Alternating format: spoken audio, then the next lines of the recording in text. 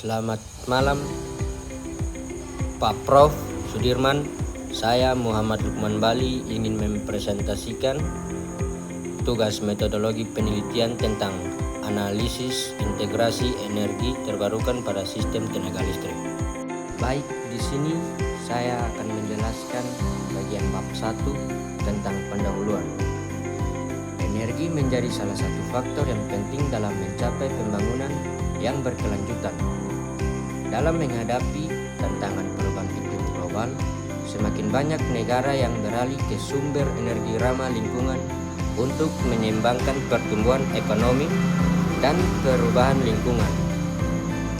Konsumsi energi global meningkat 3 kali lipat sejak tahun 1971 dikarenakan meningkatnya permintaan energi akibat pertumbuhan populasi dan pembangunan ekonomi yang menyoroti pentingnya transisi ke sumber energi terbarukan. Globalisasi mendorong kemajuan teknologi dan meningkatkan efisiensi energi, namun konsensus ilmiah mengenai dampak perubahan terhadap lingkungan masih diperlakukan. Integritas teknologi hijau dalam konteks globalisasi berkontribusi terhadap perbaikan kondisi lingkungan, namun menghadapi tantangan. Dalam menghadapi kebutuhan energi yang semakin meningkat, pemanfaatan energi baru dan terbarukan dalam kurung EBT merupakan sebuah solusi di tengah krisis energi yang terjadi saat ini untuk mengurangi ketergantungan terhadap energi fosil. Sampai saat ini, implementasi dari pembangkit EBT masih terbatas pada sistem yang isolatif. Belum banyak pembangkit EBT yang terkoneksi langsung ke jaringan listrik yang sudah ada. Penelitian ini bertujuan untuk menganalisis integrasi energi terbarukan dalam sistem tenaga listrik Indonesia dengan mengevaluasi aspek teknis, dalam kurung misalnya stabilitas, keandalan, kualitas daya. Aspek operasional, pengaturan beban, penyimpanan energi, koordinasi pembangkit.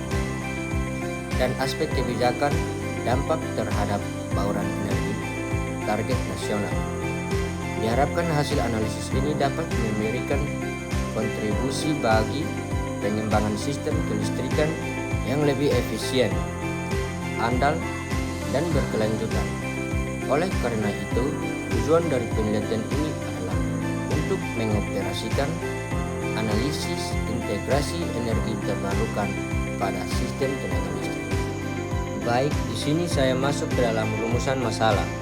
Yang pertama, bagaimana kondisi integrasi energi terbarukan pada sistem tenaga listrik saat ini, khususnya terkait kontribusi dan tantangan teknis yang muncul ketika pembangkit EBT dimasukkan ke dalam jaringan listrik. Yang kedua, apa saja dampak integrasi energi terbarukan terhadap aspek teknis sistem tenaga seperti stabilitas, tegangan, frekuensi, keandalan, dan kualitas daya. Selanjutnya ada batasan masalah. Yang pertama, analisis difokuskan pada jenis energi terbarukan utama yang umum digunakan di Indonesia seperti tenaga surya, angin biomasa, dan PLTA.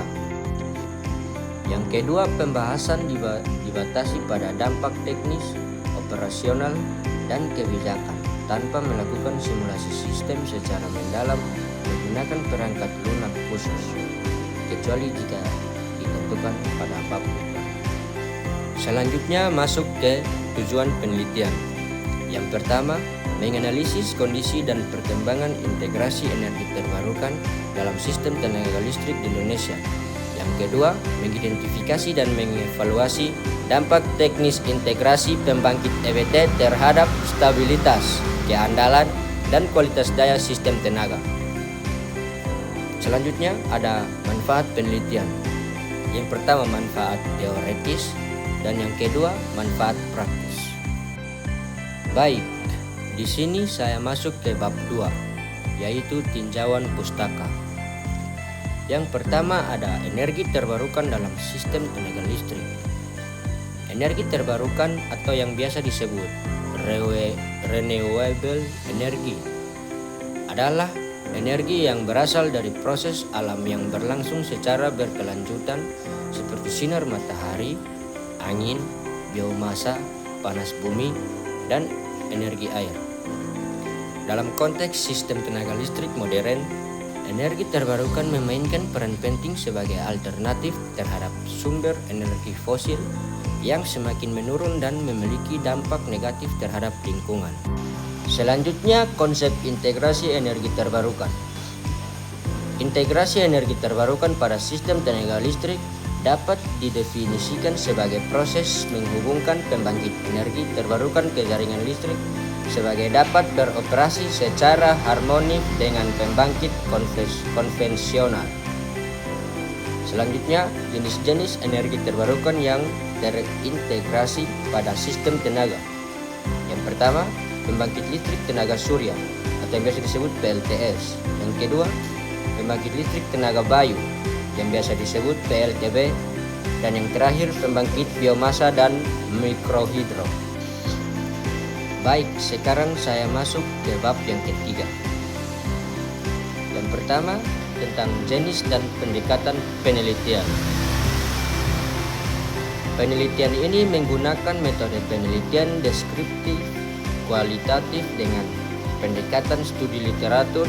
Pendekatan ini dipilih untuk menganalisis integrasi energi terbarukan pada sistem tenaga listrik berdasarkan data sekunder, hasil penelitian terdahulu, serta regulasi dan kebijakan yang relevan.